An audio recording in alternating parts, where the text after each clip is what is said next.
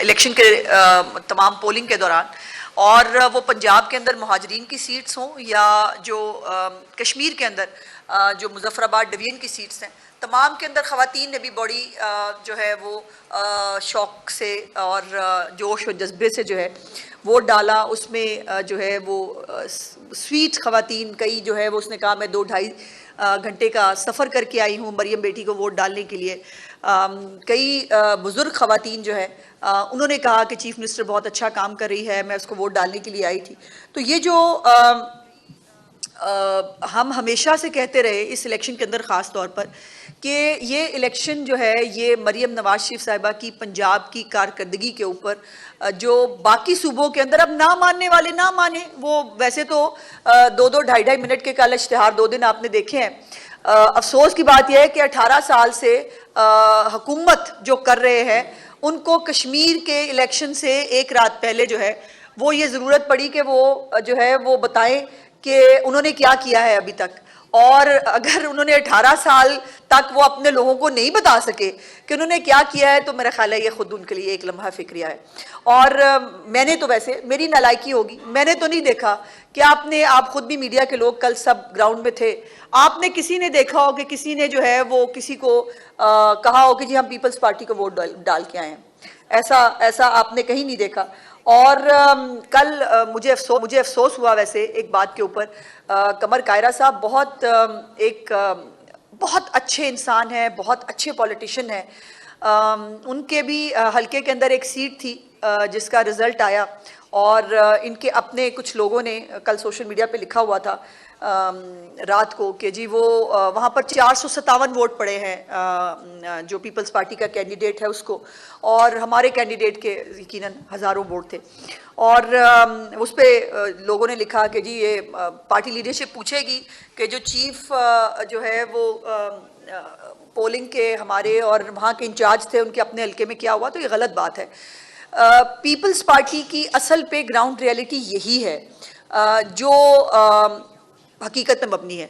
लेकिन अफसोस की बात यह है कि पंजाब के लोग ख़ास तौर पर वो जो हारे हुए हैं, एक तो उनका दिल चाहता है कि मुल्क में फसाद की कैफियत हो, हर वक्त लड़ाई झगड़ा ईंट पत्थर चलते रहे, उनको बहुत सुकून मिलता है। कुछ ऐसे बेचारे जो है वो रिजेक्टेड सियासतदान हैं पंजाब के, और जो रीज़नेबल बात करने वाले लोग हैं या जो पंजाब के लोग हैं, मेरा ख्याल है उनकी बात शायद सुनी नहीं जाती और उनको ग्राउंड रियलिटीज़ जो है वो बिलावल भुट्टो साहब तक पहुँचती नहीं है।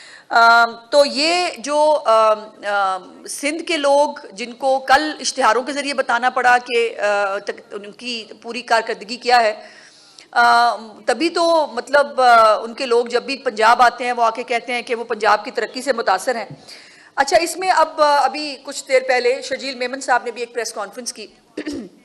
पहले तो ये रोने धोने का आगाज़ कल 10:18 से शुरू हो गया था और पहली प्रेस कॉन्फ्रेंस इसकी 10:18 पे हुई थी। आज गालिबन चौधरी यासीन साहब ही हैं जो साथ तशरीफ़ फरमा थे शर्जील मेमन साहब के, वही कल भी 10:18 वाली प्रेस कॉन्फ्रेंस के अंदर भी मौजूद थे और 10:18 पे उन्होंने कहना शुरू कर दिया था कि जी लुट गए, बर्बाद हो गए, जो है वो रिजल्ट चोरी हो गए और धांधली हो गई। पहले तो मैं आपको कुछ आज डिटेल ज़रूर बताऊंगी कि अभी तक इलेक्शन कमीशन के अंदर इन्होंने कितनी दरखास्तें डाली हैं। इन्होंने अभी तक कोई भी सबूत या कोई रीकाउंट की दरखास्त अभी तक इलेक्शन कमीशन के अंदर जमा नहीं कराई है। ये ज़बानी कलामी, ये मीडिया खेल रहे हैं और वो जो अपनी बची कुछ ही साख है उसको बचाने की नाकाम कोशिश कर रहे हैं। और इनके जो है वो पोलिंग एजेंट्स जो हैं ये कहते हैं कि जी हमारे पोलिंग एजेंट्स को निकाल दिया गया, वो कर दिया गया। तो इनको तो पहले अपने ये तो कहते हैं बहुत बड़ी जमहूरी जमात है, इन्होंने बड़ी तैयारी की थी, तो इनके पोलिंग एजेंट इतने बच्चे थे कि उनको किसी ने निकाल के बाहर कर दिया और जो है वो ये कुछ भी नहीं कर सके। 2-3 बातें मैं बड़ी इंपॉर्टेंट आपके साथ पहले करना चाहती हूँ। पहले तो एक MNA साहब को गोली लगने के बारे में इन्होंने जो है वो वावेला किया कि उनको गोली लगी है। राना सनाउल्लाह साहब को आपने कल सुना, वो हमारी कैंपेन के इंचार्ज थे वहाँ। उन्होंने कहा कि कतई तौर पर ना कोई पुलिस रिपोर्ट है, ना कोई मेडिकल हुआ है इस तरह का कि उनको गोली लगी है। बाद में इनके एक जो है वो नाम लिए बगैर इनके एक रहनुमा ने कहा कि नहीं ये गोली नहीं लगी, वो शायद पथराव हुआ है। उसकी भी जो है वो कुछ डिटेल आपके साथ शेयर ये करनी है। हमारे भी MPs MNAs जिनकी ड्यूटियाँ कश्मीर के अंदर लगी थी वो वहाँ मौजूद थे, लेकिन कैटेगोरिकली पार्टी की तरफ से ये इंस्ट्रक्शंस थी चीफ मिनिस्टर साहिबा की तरफ से कि कोई एमपीए एमएनए पोलिंग स्टेशन के अंदर नहीं जाएगा। और मैं चैलेंज करके कह रही हूं कि हमारा कोई एमपीए एमएनए पोलिंग स्टेशन के अंदर नहीं गया। उनकी ड्यूटियां पोलिंग कैंप्स तक महदूद थी। वो सिर्फ पोलिंग कैंप्स के अंदर जो है वोटर्स को जो है वो उनको वेलकम करने के लिए और वो वहां पर ड्यूटी दे रहे थे, इंतजामात को देख रहे थे। इनके जो एमएनए साहब हैं वो 3 पोलिंग स्टेशंस में बजोर अपने गनमैन्स के अंदर घुसे पूरे असलहे के साथ। और बाय द वे इनके साथ इनके जितने भी वुज़रा कराम या बाकी लोग आए हुए थे उनके साथ सिंध पुलिस की एक बहुत बड़ी तादाद उनके डाले मौजूद हैं। ये हमारे एक एमपीए साहब हैं, वो भी उनकी भी ड्यूटी जो है वो वहाँ कश्मीर में लगी हुई थी। तो उन्होंने और बाय द वे पूरा होटल बुक हुआ है भाईजान। अब वो होटल के पैसे किसने दिए हैं ये मुझे नहीं पता, लेकिन पूरा होटल बुक हुआ है। अब ये जरा वीडियो चलाएं।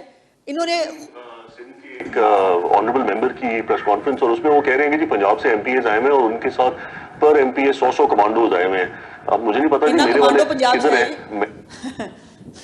और पंजाब में पहले इलेक्शन हो रहा था भाई। हाँ जी, चीज दिखाना चाहता हूँ कि ये आप अगर देखें कि ये गाड़ियां सिंध से वीगोज और ये क्रूजर्स जो आए हुए हैं और साथ वो सरकारी गाड़ियां साथ आई हुई हैं।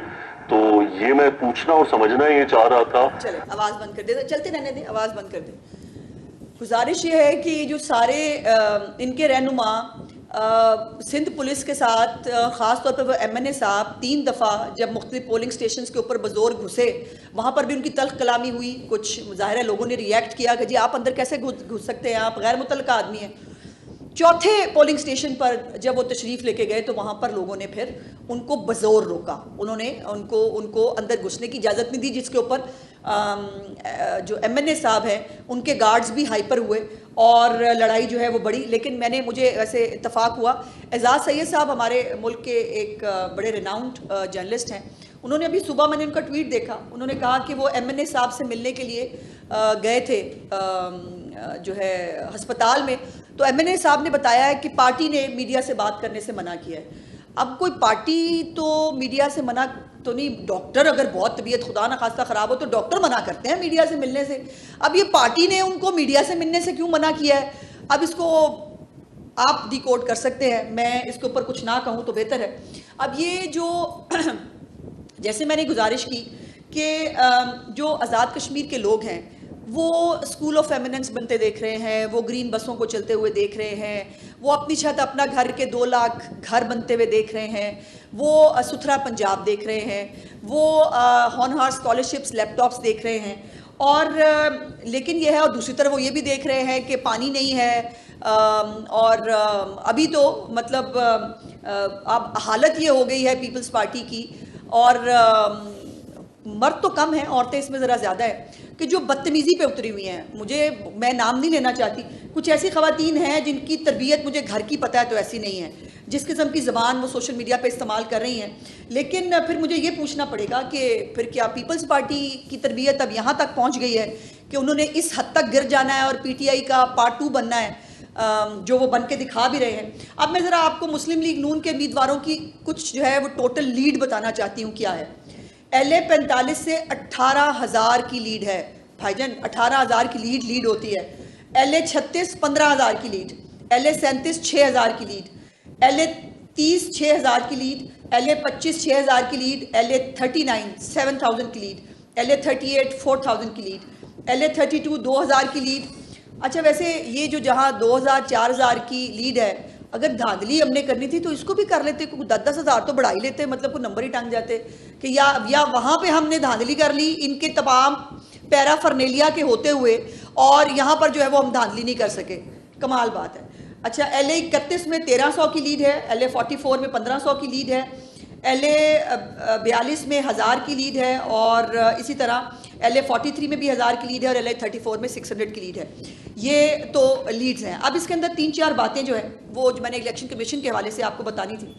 इन्होंने अभी तक इलेक्शन कमीशन में 11 हलकों से जो है वो मुतल्लिक मजूरी तौर पर 25 शिकायत जमा कराई हैं, जिसमें जो है वो बेज़ाब्तगियाँ, ज़ाब्ता इखलाक की खिलाफ वर्जियाँ और मुबैना धांधली के इल्ज़ाम लगाए गए हैं। अब इसमें कुछ चीज़ें मैं गिलगित बल्तिस्तान का जो साफ और शफाफ इलेक्शन हुआ था जमहूरी तकाज़ों के ऐन मुताबिक और जिसमें वसी तर कौमी मफाद में IPP के साथ पीपल्स पार्टी की गवर्नमेंट बनी है, उसके हवाले से भी जो है वो मैं कुछ कंपैरिजन आपकी खिदमत में पेश करना चाहती हूँ।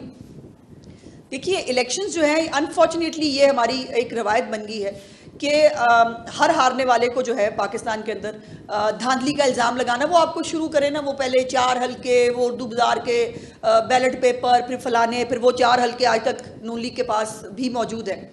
और ये जो गिलगित बल्तिस्तान के जो है 26 पोलिंग स्टेशनों पर संगीन बेज़ाब्तियाँ और कानून की खिलाफ वर्जियाँ रिपोर्ट हुई थी, जिस पे इलेक्शन कमीशन ने 5 मुख्तलिफ हल्कों के 26 पोलिंग स्टेशन पर री पोलिंग का फैसला किया, जहां पर सबूत दिए गए, जहां पर जो है वो बेज़ाब्तियाँ हुई, वहां पर इलेक्शन कमीशन ने फैसला किया। मेरी गुजारिश यह है कि दूसरी तरफ कंपैरिजन ये है कि 11 हल्कों में 25 जो है वो शिकायतें जमा कराई हैं, और शिकायतें क्या हैं, मुझे उसने धक्का मार दिया।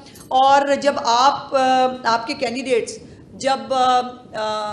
कैंडिडेट्स भी और उनके साथ जो मुआवन और मुहाफ़िज़ सिंध हुकूमत ने भिजवाए थे, जब वो बज़ोर पोलिंग स्टेशंस के अंदर घुसेंगे, वहाँ जाकर लोगों के गिरेबान पकड़ेंगे, तो ज़ाहिर है भाई दूसरी तरफ से भी गिरेबान ही पकड़ा जाएगा ना, दूसरी तरफ से भी जो है। और ये भी कल वो कहा कि वो जिस सदर आज़ाद कश्मीर जो है उन पे फायरिंग हुई है, पहले तो ये कहा फायरिंग हुई है, फिर उसके बाद दूसरे लीडर ने उन्हें आके कहा कि नहीं फायरिंग नहीं हुई, वहाँ पर जो है वो धक्कम पेल हुई थी कि पत्थर पड़े थे या इस टाइप की कोई बात हुई। पहली तो बात यह है कि फिर ये कार्ड खेलें मत ना सदर आज़ाद कश्मीर का। वो कैंडिडेट हैं, वो कैंडिडेट के तौर पर जब जाकर वहाँ पर घुसेंगे, जाकर दूसरों के हाथापाई करेंगे, तो लाम हालाई। और ये वाक़यात पंजाब में नहीं, सिंध में नहीं, हर जगह होते हैं। और हर इलेक्शन के अंदर ये छोटी मोटी जो लड़ाई झगड़े हैं ये हो जाते हैं। लेकिन अब ये लतीफ़ अकबर साहब जो हैं, उनकी भी एक फैमिली से वहाँ तकरार हुई, जिसके ऊपर जो है वो प्रॉब्लम हुआ। लेकिन प्रॉब्लम ये है कि ये जो लोग ग्राउंड पे बैठे हुए हैं ना, ये अपनी गलतियाँ और कोताहियाँ जो है वो छुपाने के लिए मैं बिलावल भुट्टो साहब को एक जो है वो सेफ एग्जिट देना चाहती हूँ। ये उनको गलत रिपोर्टें देते हैं शायद, और वो फिर आंखें बंद करके वो उन पे यकीन भी कर लेते हैं, फिर वो वीडियो बयान भी जो है वो जारी कर देते हैं हकाइक से, और जो हालात हैं उनसे उनको बिल्कुल कोई इल्म नहीं होता। लेकिन जो उनके कान में डाला जाता है, वैसे ही गलत रिवायत है। एक और पहले भी आपने देखा था, जो भी कान में डाला जाए वो बोल दो, और उसके बाद जो है वो फिर मामलात ख़त्म होते हैं। तो मैं समझती हूँ कि बिलावल भुट्टो साहब को उनकी लोकल जो क़यादत है और जो लोग वहाँ मौजूद हैं, वो अपनी गलतियाँ और कोताहियाँ बचाने जो है छुपाने के लिए उनको गलत मालूमात देते हैं, गुमराह करते हैं और ग़लत और जज्बाती बयानात दिलाते हैं उनसे। फिर जिस बयानात पे उनको फिर बाद में जो है वो शाम को जस्टिफिकेशंस देनी पड़ती हैं। और मैंने पहले भी कहा था, वो गवर्नर हाउस के अंदर रक्षा यूनियन का आपने जलसा देख लिया था, रक्षा यूनियन को मिला के भी जलसा नहीं कर सके। इनको जो है वो चेजे के मीनारे पाकिस्तान में जाके जलसा करना था। लेकिन इनकी जो गलत रिपोर्टिंग है ये लीडरशिप को हजीमत का शिकार कर रही है। अब ये जो गिलगित बल्तिस्तान है, उसमें बेज़ाब्तियों की शिकायत पर GBA 8 Skardu 2, GBA 13 Astore 1, GBA 15 दयामर 1 और GBA 16 दयामर 2, इसके मखसूस पोलिंग स्टेशन जो है उनके नताइज भी रीपोलिंग से जो है मशरूत किए गए।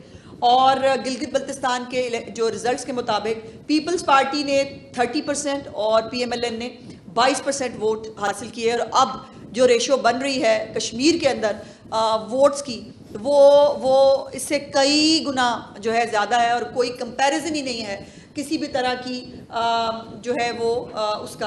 अभी तक जो है PMLN ने 1,07,258 वोट लिए हैं और PPP ने सिर्फ 20,533 वोट लिए हैं। तो भाईजान ये फ़र्क साफ जाहिर है, ये आप देख सकते हैं। दूसरी जानिब जो है ये इस्तेकाम पार्टी ने 8% वोट लिए थे जी GB में, जहां वसीतर कौमी मफाद में उनकी हुकूमत बन गई है पीपल्स पार्टी के साथ। और उसके बाद MWM और तहरीक पाकिस्तान ने 4% वोट लिए। इन बातों की ज़रूरत नहीं है। बहरहाल मैंने एक कंपैरिजन आपको जो है वो करके दिखाया कि इसके ऊपर जो कश्मीर का इलेक्शन है उसके अंदर चूँकि वोटर्स की तादाद भी बहुत ज़्यादा है, मुझे पहली पाकिस्तान की जो है वो पॉलिटिकल पार्टी नज़र आई जो इस बात पे खफा है कि टर्नआउट ज़्यादा क्यों है। लाइनें लगी हुई आपने कल तमाम रिपोर्टर्स ने भी जो है वो पोलिंग स्टेशंस के भी बाहर देखी, कल कैंप्स भी आपने देखे। अल्हम्दुलिल्लाह जो कैंप्स जो हैं PMLN के कैंप्स के अंदर जो गहमा गहमी थी, जो चीफ मिनिस्टर साहिबा की कारकर्दगी से मुतासर होकर लोग वोट डालने जा रहे थे और वापस आके वो खुशी खुशी उन ख्यालात का तासुरात का इजहार भी कर रहे थे। लेकिन ये जो आपने कहीं पर भी किसी वोटर को ये कहते हुए कि जी मैं बहुत खुशी से सिंध की 18 साल की खुश एक बहुत बड़ी लैंड स्लाइडिंग कामयाबी जो है वो उसको दिलवाने जा रहे हैं, क्योंकि उनकी कारकर्दगी बहुत अच्छी है। वहाँ पर जो है वो साफ पानी भी लोगों को मिलता है, वहाँ कूड़ा भी उठा हुआ है, वहाँ पे ट्रांसपोर्ट का सिस्टम अच्छा हुआ है। मैंने कल वो इश्तिहार में देखा, देखिए इश्तिहार के साथ ही पता चला मुझे भी कि वो उन्होंने दिखाई कि वो जो BRT ये बना रहे हैं पिछले कोई 8-10 साल से, तो गालिबन BRT बन रही है कराची की। तो ये 8-10 साल से वो BRT को ना डालते तो बेहतर होता। वो खामखा मैं एक अगर इनके इनिशिएटिव पे बात करने चलूँ तो मैं आपको बताऊं कि ये जो इन्होंने कल जो इश्तिहार दिखा के हमारी मालूमात में इजाफा करने की कोशिश की, एक्चुअली वो इनको फायर बैक किया है।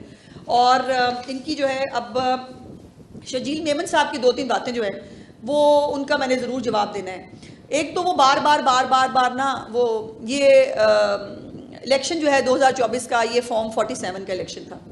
तो जो भाईजान जो सिंध की हुकूमत है पीपल्स पार्टी की, बलूचिस्तान की जो हुकूमत है, और पंजाब से जो चंद लोग जीते हुए हैं वो भी फॉर्म 47 के ज़रिए जीते हैं कि वो भी कोई खराती मैंडेट के ज़रिए जो है वो उनको वहाँ तक बिछाया गया। और मैंने पिछली दफ़ा भी कहा था कि ये जो अगर इनकी बात के मुताबिक फॉर्म 47 की हुकूमत जो है आप उसको लात मारें, आप कहें कि उनके मैंडेट जो है ये बहुत गलत मैंडेट था, और तो हम जो है वो सदर पाकिस्तान से इस्तीफे का ऐलान करा रहे हैं। गवर्नर पंजाब साहब जो है उनका सामान पैक कराएं, वो यहाँ से तशरीफ लेके जाएं, वो ज़रा हाई मॉरल ग्राउंड्स दिखाएं ना।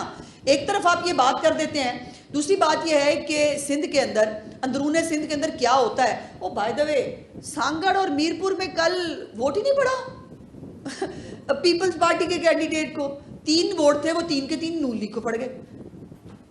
Interesting, very interesting. सो ये आप ज़रा पुल्स से आज़ाद फरमाएं ना अंदरूने सिंध के इलेक्शंस को, और वहाँ पर रसाई बेहतर कराएं ना मीडिया की, तो पता चले कि अंदरूने सिंध में इलेक्शन कैसे लड़े जाते हैं। और मुखालिफ उम्मीदवार को तो उठवा देना कुछ ज़्यादा बड़ी बात होती नहीं आपके लिए। कराची में MQM की सीटों के साथ क्या हुआ वो सारी दुनिया को पता है। सो ये जो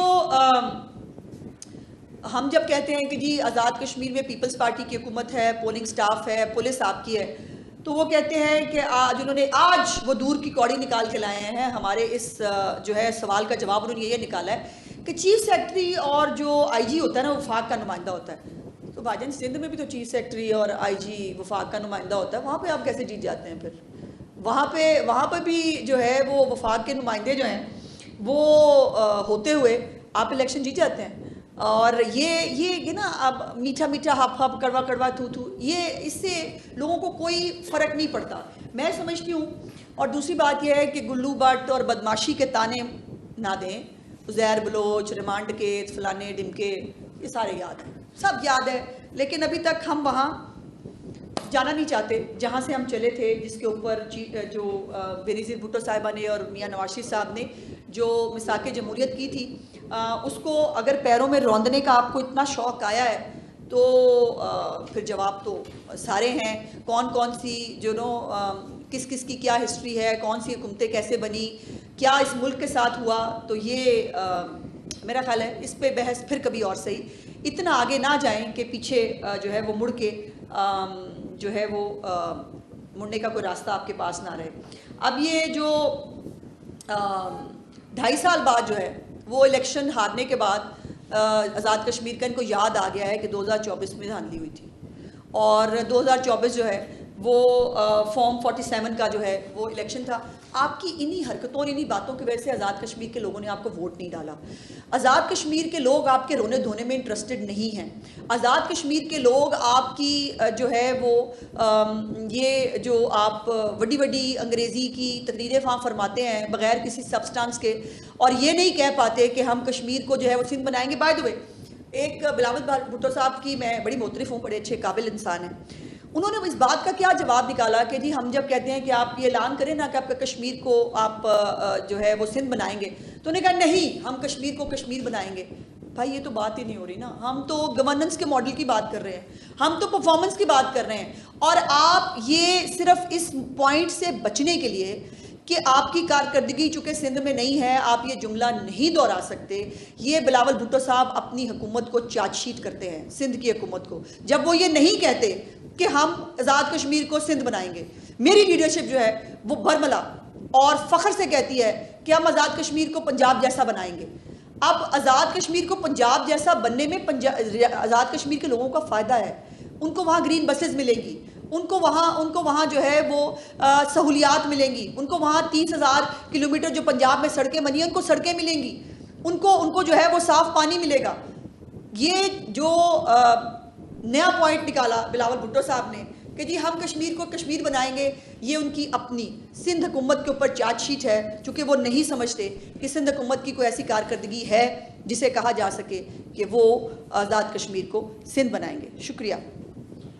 अच्छा, आप तलखी थोड़ी ज़्यादा हुई है इस सारे माहौल में कि इल्ज़ामात की सियासत फिर सर उठा रही है, ये बात रुकेगी कहाँ पर? और दूसरा मेरा सवाल यह है कि आजकल एक डिबेट बड़ी ओपन हुई है कि सूबों की डिमांड है, क्या आपको लगता है कि ये वाकई संजीदा डिमांड है या इसमें भी कोई पॉलिटिक्स है और इसमें भी किसी एक पार्टी को शायद निशाना बनाने की बात की जा रही है?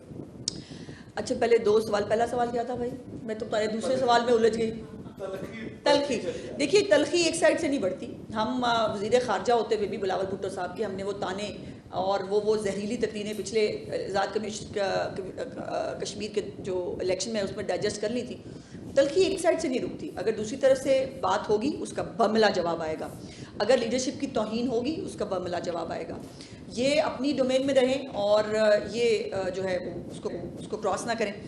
दूसरी, जहाँ तक सूबों की बात है, अभी पार्टी लीडरशिप की तरफ से मुझे कोई इसके ऊपर पार्टी पॉइंट ऑफ व्यू तो नहीं मिला। मैं अपनी और ये जो आपने कहा कि संजीदा डिबेट है इसमें, लेकिन इसको जितनी गैर संजीदगी से, जिस गैर संजीदा तरीके से किया गया वो बड़ी अजीब है।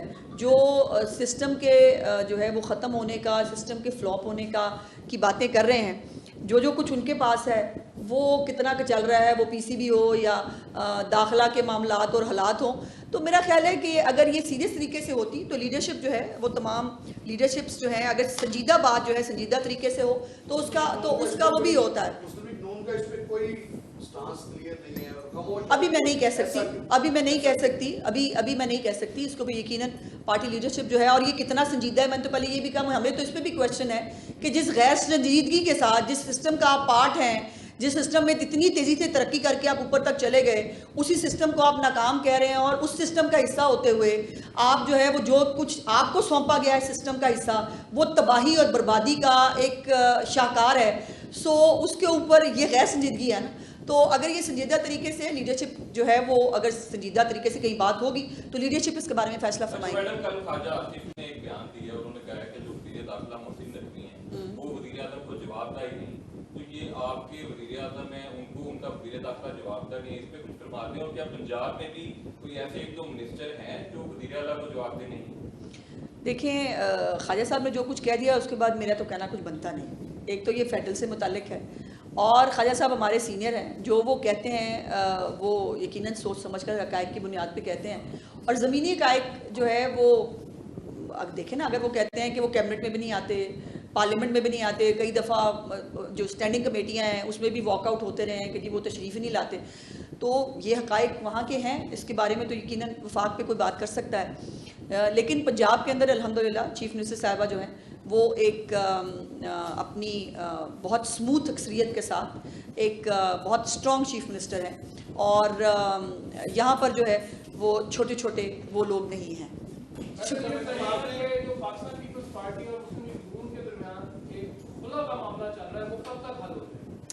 देखें, कोई अगर जो खुला मांग कौन रहा है, पहले तो ये सवाल है, और खुला मांग रहे हैं कि खाली सिर्फ ससुराल वालों को ब्लैकमेल कर रहे हैं, तो ये भी दो मुख्तलिफ बातें होती हैं। खुला के लिए कुछ सीरियस है अभी कि नहीं, ये भी तो देखने की बात है। मैडम, मुझे ये बताइए कि बिलावल भुट्टो ने पाकिस्तान तहरीक-ए-इंसाफ की तरफ दोस्ती का हाथ बढ़ाया है, हाँ, आप पहुंची वहाँ पे, वो जहाँ का खमीर था वो इसी टाइप की बात है। ये तो उन्होंने दोस्ती का हाथ जो है इलेक्शन के फ़ौरन बाद भी बढ़वाया था और उसके बाद बिलावल भुट्टो साहब को जिस बुरी तरह से सुक्की का सामना करना पड़ा था उनके नफ़रत के इजहार के साथ और उनके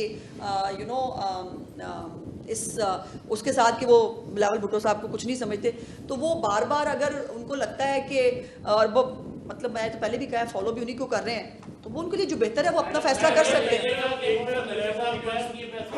उन्होंने बाकायदा तौर पर नाम लेकर भी और वैसे भी कहा कि तमाम सियासी जमातें जो है उनको सर जोड़कर बैठना चाहिए और उन्होंने ये भी कहा कि पाकिस्तान का एक मिनट यहीं पे रुक जाते हैं। मोहसिन नकवी साहब के कहने पे कोई नहीं बैठेगा, किसी संजीदा और किसी बड़ी सीरियस जो है वो कोई कहेगा तो शायद कोई बैठ भी जाए। तो आप अपने इस बयान पर क्या कहेंगी? मैंने कह दिया जो मैंने कहना जहाँ पे पीपल्स पार्टी नूनी के ऊपर तनकीद कर रही है, हाल ही में मैं देखा है कि वफाकी वज़ीर है अब्दुल यूम खान साहब, उन्होंने भी तनकीद की और कहा कि जो एयरपोर्ट का ऐलान अब आगे कर रहे हैं इन्होंने पहले क्यों नहीं किया था। इसका बहुत अच्छा जवाब ख्वाजा आसिफ साहब दे चुके हैं और वो उनको कोर्ट भी कर चुके हैं। मेरे ख्याल इतना उनके लिए काफ़ी है। शुक्रिया। सुबह वज़ीर इत्तलात पंजाब अज़मा बुखारी न्यूज़ कॉन्फ्रेंस कर रही थी। उनकी जानिब से कहा गया कि पीपल्स पार्टी की जानिब से महज इल्ज़ामात लगाए जा रहे हैं। मुस्लिम लीग नून को आवाम ने वोट दिया है। ये भी कहा कि पंजाब की नशिस्तों की बात करें तो मुस्लिम लीग नून की मरियम नवाज़ की कारकर्दगी को वोट दिया गया है।